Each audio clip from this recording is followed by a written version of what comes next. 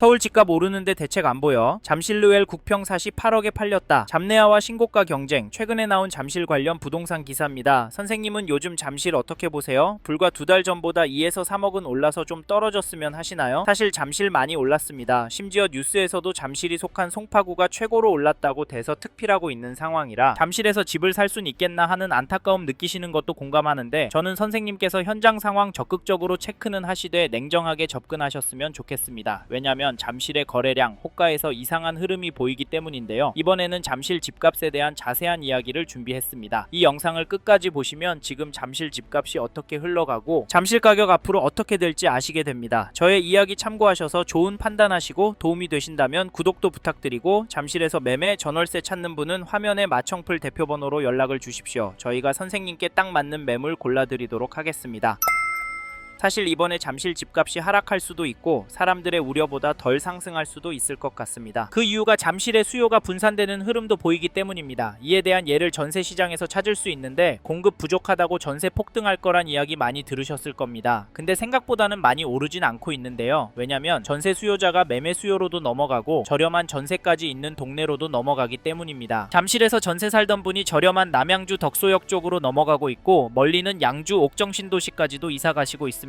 또 1인 가구 스토리를 이야기해보면 리센츠의 소형 보시던 분도 가격이 많이 오르니까 부담돼서 이번에 분양한 신축 오피스텔 몽촌토 성격 테라사이리로 넘어가는 모습도 보이기 때문에 환율 치솟듯이 집값이 오르진 않겠다 생각도 드는데요. 그렇다고 너무 손 놓고 계시면 안 됩니다. 왜냐면 지금 잠실 집값은 여전히 움직이기 때문인데, 내년 1월부터 입주를 시작하는 2678세대 잠실 레미안 아이파크 전용 84 10월 29일에 24층 물건이 41억에 신고가 찍어 쓴 거래 보고 말이 안 된다, 계약 취소 나올 거다 했지만 계약 취소는커녕 실제 현장에서는 문의가 빗발치고 있습니다. 오를 것 같은 불안감에 잠실 지켜보시고 있는 분들이 연락을 주셔서 조목조목 물어보시는 건데요. 지금은 호가가 조정이 되고 있긴 합니다. 물론 잠실 레미안 아이파크 너무 높았기 때문에 당연한 수순이긴 합니다. 잠실 레미안 아이파크 매매가, 전월세 매물 가격이 궁금하신 분은 화면에 마청풀 대표번호로 연락 주시고, 신고가 찍고 문의가 빗발치는 잠실 레미안 아이파크 때문인지 송파구의 흐름이 눈에 더 들어오는데요. KB 매매 지수를 찾아보시면 송파구도 여전히 상승하는 추세로 나오고 전주 대비 0.449% 상승한 것이 확인됩니다. 상승률은 여전하죠. 전세지수도 보시면 전주 대비 0.252% 올랐는데요. 송파구는 전세지수가 매매지수보다 덜 오르고 있습니다. 이건 뭘 보여주는 걸까요? 이에 더해서 송파구의 매매 물건이 줄어들고 있기 때문에 특히 매매 가격 오를 가능성도 있습니다. 특히 요즘 잠실에서 살다가 하남이나 구리 쪽으로 집을 사서 넘어가는 분들 이야기 들려오는데요. 직장과 거리가 나쁘지 않다고 하시지만 다시 서울권으로 들어오실 수 있을지 걱정되는데, 솔직히 웬만하면 이런 선택은 신중하게 하셨으면 좋겠는데요. 왜냐면 잠실이 서울이라 사놓고 기다리면 돈 될 곳이라는 시각은 여전하기 때문입니다. 물론 떨어질 가능성도 있다곤 하지만 잠실은 교육은 물론 자체 생활 인프라도 좋고 강남, 광화문권과 접근성도 좋은 편이고 집값 오를 만한 단지들이 많기 때문에 장기적으로 잠실을 접근하신다면 수익이 괜찮을 거라고 예상을 하는데요. 게다가 이 단지 보시면 2007년 8월 입주한 3696세대 규모 단지 트리지움 전용 84 거래 내역을 보시면 11월 20일에 330동 16층 물건이 31억 4천에 거래를, 11월 12일은 312동 22층 물건이 32억 3천에 계약이 되었습니다. 여기 가격은 어떠신가요? 안타깝지만 이 단지 가격은 오르고 있습니다. 더 놀라운 건 이런 단지들이 잠실동에 여전히 많고 늘어나고도 있다는 점인데요. 집값이 너무 비싸니까 여기도 전월세 찾는 분은 여전한 것 같습니다. 그럼에도 잠실에 집을 사는 분들이 있는데 그분들은 도대체 왜 집을 사는 걸까요? 제가 보기엔 원인 중에 하나가 서울에서 투자할 곳이 없다 보기 때문이라고 생각합니다. 제가 느끼기엔 이렇게 매수 심리가 꿋꿋해서 저희는 지금 잠실 부동산도 유심히 보시라, 적극적으로 움직이시라 말씀을 드리고, 내년 초부터 정말 심각한 상황이 나올 수 있다라고까지 말씀을 드리는데, 선생님께서는 이 부분 어떻게 보세요? 사실 저희는 이런 내용들을 무시하고 무작정 기다리면 된다라고 생각하시면 이번 텀이 지나면 잠실은 더 올라서 내 집 마련 쉽지 않을 것 같다, 차라리 마음 편하게 전세로 들어가셔서 최소한 10년 이상 꿋꿋하게 돈을 모으시고 은퇴하신 후 돈에 맞춰서 보시기에 가성비 좋은 곳으로 이사하셔서 마음 편하게 돈 쓰시길 추천드리고 있는데요. 근데 자기 집에서 사는 사람 집값 오르는데 내 전세값 얼마 오를까, 집 주인이 들어오는 건 아닐까 가슴 졸이고 있는 것도 버티기 힘듭니다. 왜냐면 잠실은 한번 오르면 1억 2억씩 오르니까요. 사실 이게 현실이 될 것 같아서 저희는 선생님께서 잠실에 관심 있는 단지가 있으시다면 적극적으로 움직이셨으면 좋겠습니다. 아셨죠? 그리고 저희 말에 공감하시는 분이라면 지금 잠실 안에 이 단지도 꼭 체크해 보십시오. 그게 어디냐면, 죄송합니다, 잠깐 3초만 내주셔서 구독 부탁드립니다. 말씀드립니다. 구독 눌러주시는 여러분 대대손손 부자 되실 텐데, 왜냐면 유익한 부동산 정보로 돈 버실 거니까요. 댓글 상단에 있는 카카오 채널도 추가해 주시면 마청풀에서 드리는 분양 정보, 급매 물건 정보도 받아보실 수 있습니다. 마청풀 카카오 채널도 추가 부탁드리고, 잠실 아파트 전월세 매물 정보가 필요하신 분은 화면에 마청풀 대표번호로 연락 주시면 자세히 설명해 드리겠습니다. 감사합니다.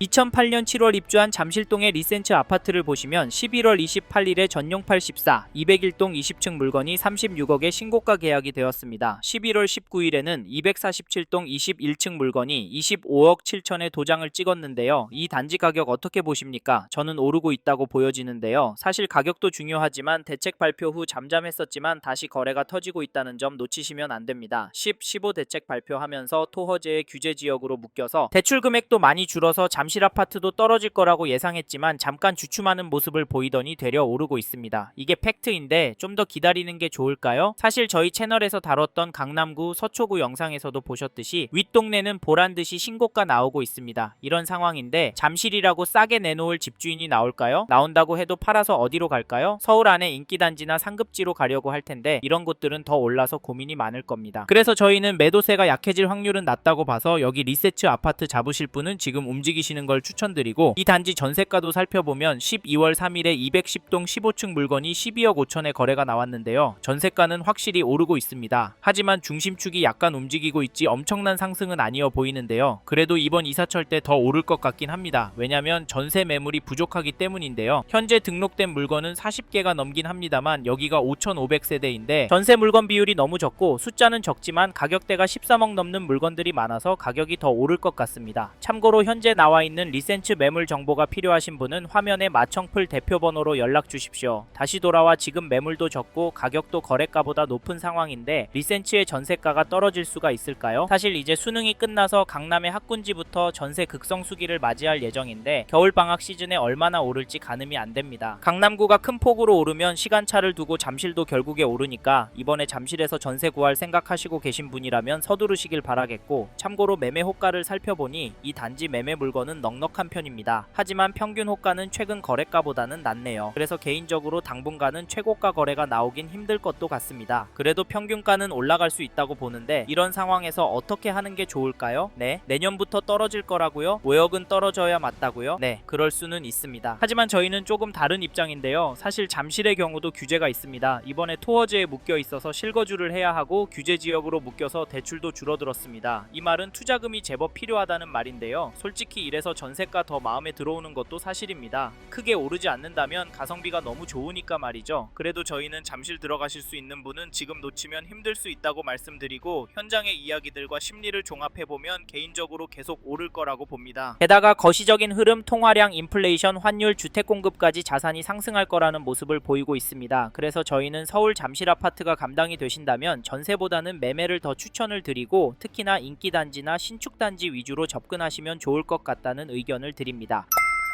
이번 영상에서 서울 송파구 잠실 아파트 현황과 앞으로 어떻게 될지에 대한 저의 생각을 말씀드렸습니다. 관심이 가신다면 영상이 끝나고 이 지역에 대해 좀 더 검색해 보시길 바랍니다. 이번 영상에서 언급된 내용들에 대하여 더 궁금하신 내용이 있으시다면 댓글로 남겨주세요. 최대한 빠르게 답변을 드리도록 하겠습니다. 다음 영상에서도 부동산 투자에 도움이 되는 정보 나누어 드리도록 하겠습니다. 구독과 좋아요 그리고 알림 설정 부탁드립니다. 감사합니다. 좋은 하루 보내세요.